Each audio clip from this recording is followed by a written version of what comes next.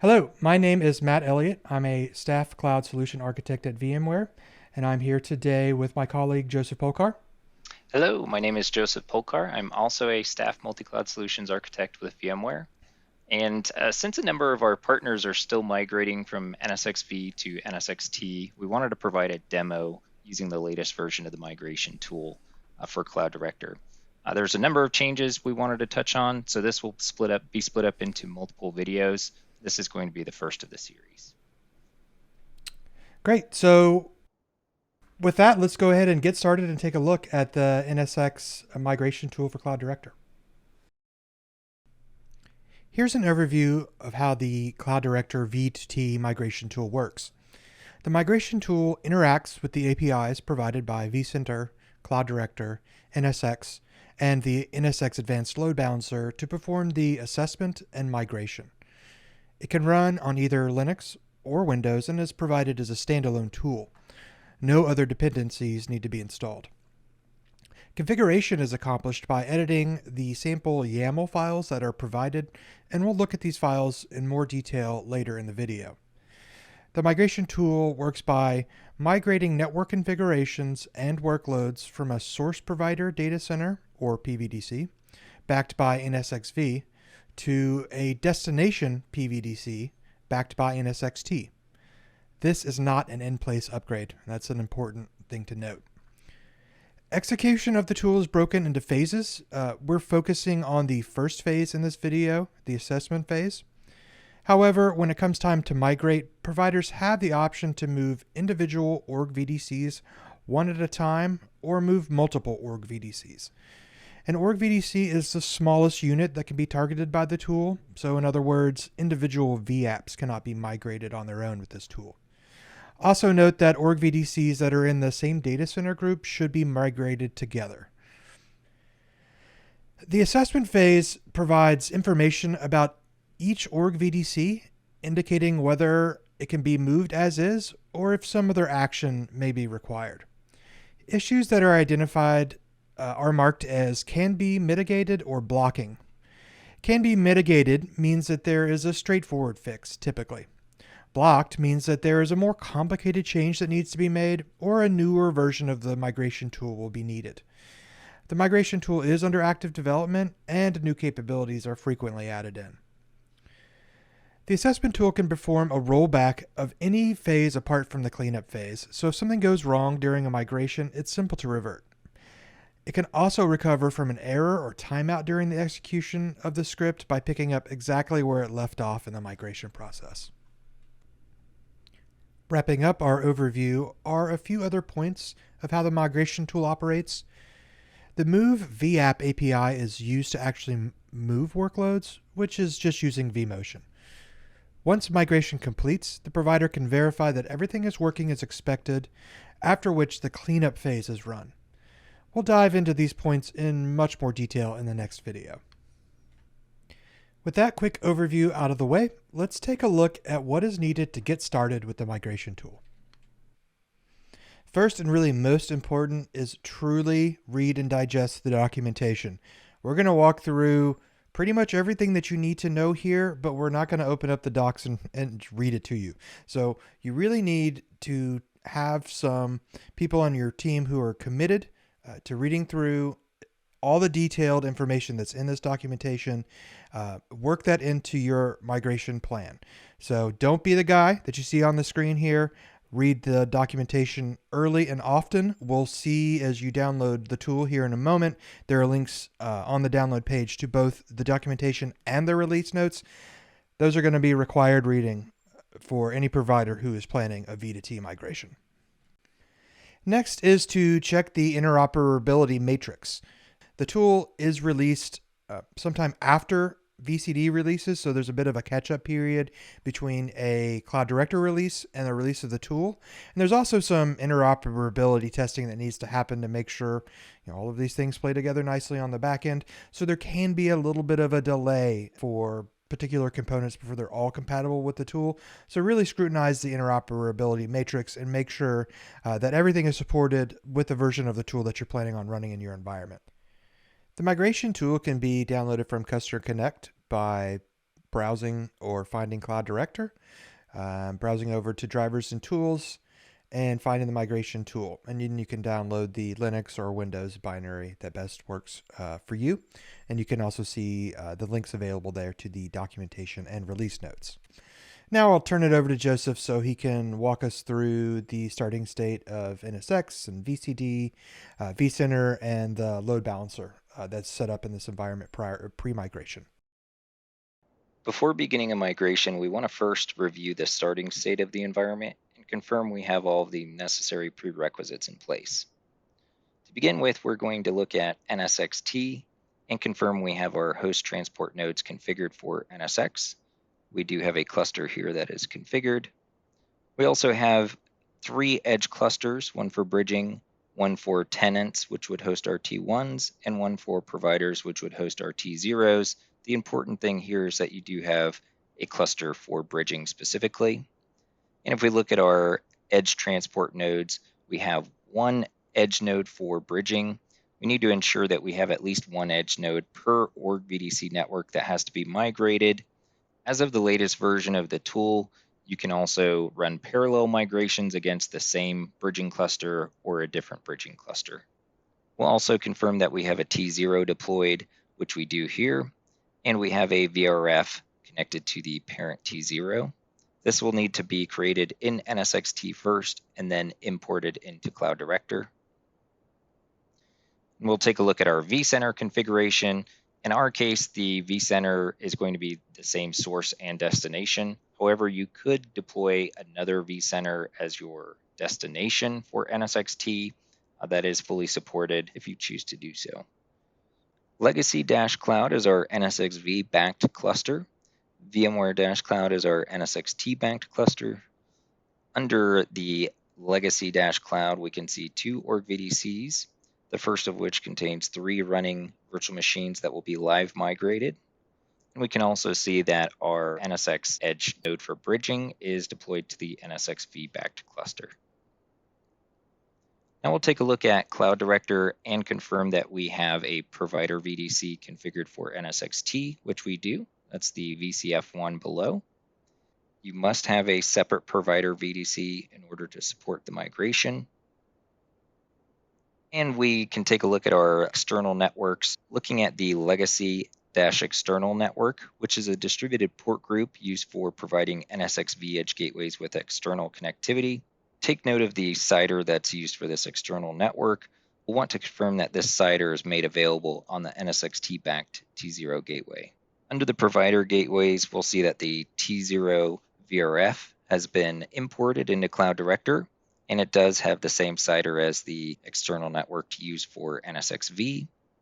We can confirm that our static IP pool does not have any overlapping IPs with the existing NSX-V IP pool. As of version 1.4.0 of the migration tool, it is supported to have a single IP allocated to the IP pool. This can be done by setting the empty IP pool override field, which must be set to true in the YAML file. Under the network pools, we can see that the Geneva overlay transport zone has been imported into Cloud Director alongside the existing VXLAN overlay transport zone for NSX-V. And if we go back to our external networks, we can see the dummy external network that we've added. When the network cutover occurs, we must disconnect and remove the legacy-external network from our NSX-V edge gateway. Since the edge gateway must have an external network connected, the dummy network will be used so that we can save the configuration. This is all orchestrated by the migration tool, but you must create this interface in advance, import it into VCD, and then add it to the YAML file.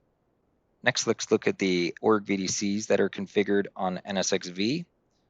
We'll be migrating the Legacy-Cloud 01 and Legacy-Cloud 02 org VDCs, both of which we can see are using NSX-V by looking at the backing type column. In our Legacy-Cloud 01 org VDC, we have 3 web VMs deployed in a Web Cities vApp.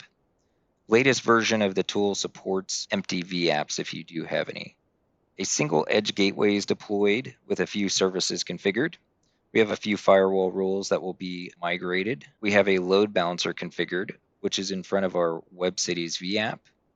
As of version 1.4.1 of the migration tool, There is support for transparent load balancing. You can also have a VIP using IPs from an org VDC network, as long as you're on VCD version 10.4.1 or higher.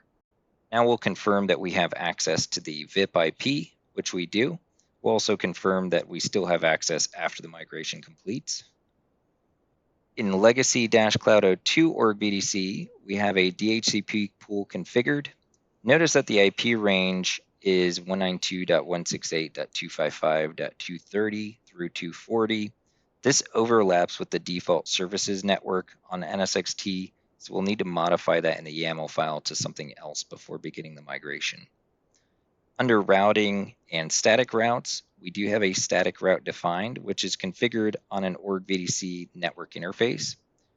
As of version 1.4.0 of the migration tool, internal static routes like this are supported as long as you're on VCD 10.4 and higher. We also have an IPsec VPN configured on this edge, so we need to ensure DNAT rules are not configured for the applicable org VDC network, since that is a blocking item for the tool. Another prerequisite we'll need in place is the NSX Advanced Load Balancer config. So if we look under Infrastructure Resources, NSX-ALB and controllers, we can see we have the controller imported, the NSX-T cloud imported, as well as our service engine groups that have been imported. These were created in the NSX Advanced Load Balancer user interface and then imported into Cloud Director after the fact. Awesome. Thanks for walking us through all of that, Joseph. Here we can see some information about the breakpoints built into the migration tool. Each major phase of the migration can be run individually or skipped entirely. For instance, a provider who doesn't want to dedicate resources to a bridging cluster can just skip the bridging step. We're primarily focusing on the assessment phase in this video, but we will cover the remaining phases in our next video. You can also see some examples of the syntax used to run the tool on this diagram. Okay, so let's talk about what is happening during the assessment phase and the reports it generates. As mentioned earlier, the assessment phase connects to the VCD and NSX APIs to evaluate the existing environment, searching for specific configurations that may cause issues with the migration. The assessment may take some time to complete depending on the size of your environment. Once it is finished, a few CSVs will be generated, providing both summary and detailed results. Each org will have a status listed showing whether it can be migrated as is, if there are any mitigations that need to be performed, or if there's some sort of blocker. If the tool is not able to evaluate an org due to a timeout or interruption in network connectivity, the status of not accessible will be listed. Okay, so let's take a look at this tool in action. Executing the tool from the command prompt with --help afterwards gives us a quick view of the syntax needed to run the tool. To kick off the assessment, edit the provided sample YAML file and update the values to match your environment. We've already made those changes in our demo environment, and we've pre-configured the password file that has our credentials. Notice that we also have the certificate file for VCD configured to allow the tool to securely connect.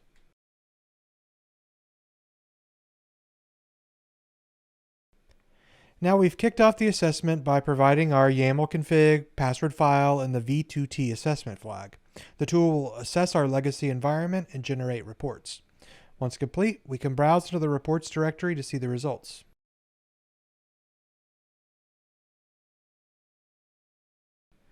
Now Joseph is going to walk us through these reports, as well as remediating some of the issues that were found in the assessment.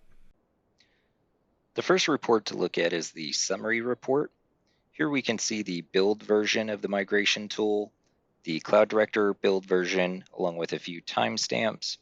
We also get the number of orgs and org VDCs, as well as the maximum number of networks that will need to be bridged in a single migration. This is important because this tells you how many edge nodes you'll require to support bridging org VDC networks between NSXV and NSX-T. Under summary, we can see a breakdown of how many org VDCs can be migrated and how many require additional work. This is broken down by org VDC count, VM count, and RAM total. Remember that the migration tool is executed on a per org VDC basis. For line 14, Automated migration is not supported on one org due to some blocker, which we'll review below. Org VDCs may also be inaccessible for one reason or another. That will be indicated here as well. Under additional info, we'll see any items that are preventing migration but can be mitigated. An example in this report is that we have a NAT role configured with a range of IPs, which is not supported. So we'll need to recreate the rules and use either individual IPs or just remove the rules altogether. We can see that the impacted org VDC has 3 VMs in total. This does not indicate that the DNAT rule is specifically for these VMs, just that these 3 VMs can't be migrated until this item is remediated. Next, we have one or more DNAT rules configured on an edge that has an IPsec VPN configured. Notice that this one lists 0 VMs impacted, so this indicates that this org VDC doesn't actually have any virtual machines. We also have a load balancer configured without a default pool. Once we configure a default pool, this won't be an issue. Next, we can see that the SSH service is running on an edge. The solution here would be to stop the service before beginning a migration. And we'll take a look at a few blockers. These are features or capabilities that are not yet supported by the tool, or in some cases not supported by NSX-T. The first example blocker is a shared independent disk.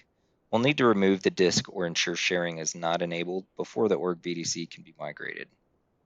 Finally, we have an application rule configured for a load balancer, which would prevent migration with the tool. So we will need to remove that application rule altogether. This can be configured manually in NSX Advanced Load Balancer after the fact. Now we'll look at the full report, which breaks down each individual org VDC. This provides the same blockers that we saw in the summary report, but at a more granular level. As of version 1.4.1 of the tool, we have 2 new reports, the first of which is a load balancer detailed report. This provides specific details around load balancer configs that are preventing the migration. The second new report is the Edge Gateway detailed report, which breaks down each individual blocking item, such as a specific NAT rule identifier or the name of an application rule. Now that we've reviewed our assessment reports, we want to remediate the blockers we've identified. The first of which was a shared named disk, which we have here. So we're just going to delete this disk. Of course, in a production environment, you would need to perform any activities to detach it and then delete it if possible. Next, we're going to browse to the Edge Gateway, go to our load balancer and application rules. Application rules are not supported with the migration tool, so we are going to have to remove this. This application rule can be added later on in Advanced Load Balancer after the fact.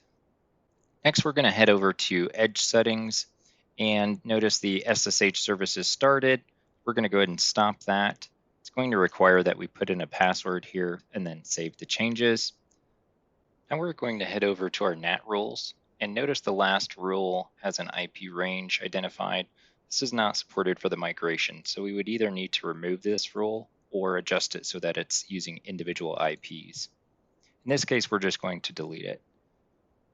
As of VCD version 10.4.1, NAT rules configured for an org VDC network will be migrated as a non-distributed network. Also, firewall rules on an NSX-T backed edge gateway will be applied to the org VDC network to which they are scoped. Scope is determined based on the NAT rules that are using the firewall rule IP. If no NAT rule exists, the firewall rule will be applied to all edge gateway interfaces. Now if we head over to the load balancer configuration and virtual servers, we also needed to set the default pool for this virtual server. So we're going to go ahead and configure that now. That should cover just about all of the blocking items that we had identified in our assessment report. Awesome. Thanks for walking us through that, Joseph. So one more thing that we are going to talk about before we end this video is an operation that needs to be done before migration, and that is changing a default MAC address that exists for the distributed router in NSX-T. Both NSX-V and NSX-T use the same MAC address for this component by default, so we need to update it in NSX-T to use a different value. So the slide on the screen here walks through the process of doing it with the CLI tool. And you could use curl, you could use Postman, any scripting language that can get or post or put to REST API endpoint. Basically, the process that we're going to do here, and we're going to see it also done in Postman in a second for folks who might want to use a GUI tool, but just simply going onto the command line, running a GET request against the API endpoint that's shown on the screen there, and that will return back basically just the configuration of some global parameters in NSX-T, and that will be in a JSON format. So we're going to run this GET request at the command line, see the results that come back in JSON, put those in a file that can then be edited in any text editor. And we want to change two values that are shown on the screen here, the VDR_MAC line and the other line that says allow changing VDR MAC in use. We're going to set that one to true, and for the MAC address we just want to change it. So in this case we've just changed the last two numbers to 62 instead of the default value that was there before. And so save that, and so now you've got a JSON payload with the updated MAC address and the other flag that we need to enable to true. And so then just run a command again to then run a put operation against this API, which sends this JSON back and says, please update your configuration with these new values. So we can easily do the same thing in Postman. This is just simply showing the NSX V MAC address that already exists. You can see it ends in 5.2. And so here we have some pre-configured Postman actions that are doing those same GET and puts that we just talked about. So here we have we've sent our GET and we get a JSON response. We can see the MAC address that it's specified there is the same that we just saw in V. So we're going to take those and perform a put with those values, but we're going to post them here into Postman, update those two lines that we just talked about, the VDR MAC and the allow changing MAC in use, set that to true. And then we will send that back to our NSX-T API via put. And if we run that GET command again, we will now see that we have an updated MAC address. So this is exactly what we want. That brings us to the end of the content that we have for this video. I'm going to hand it over to Joseph so he can recap us and give us a bit of an intro to what we'll be seeing in the next video. Thanks, Matt. Today we performed all of the necessary prep work and ensured all prerequisites are in place for a successful NSX-V to NSX-T migration with VCD. We also pulled an assessment report and remediated any blockers that we found. In the next video, we'll perform the actual migration and review capabilities of the tool, such as breakpoints, rollback, and cleanup. Thank you for watching.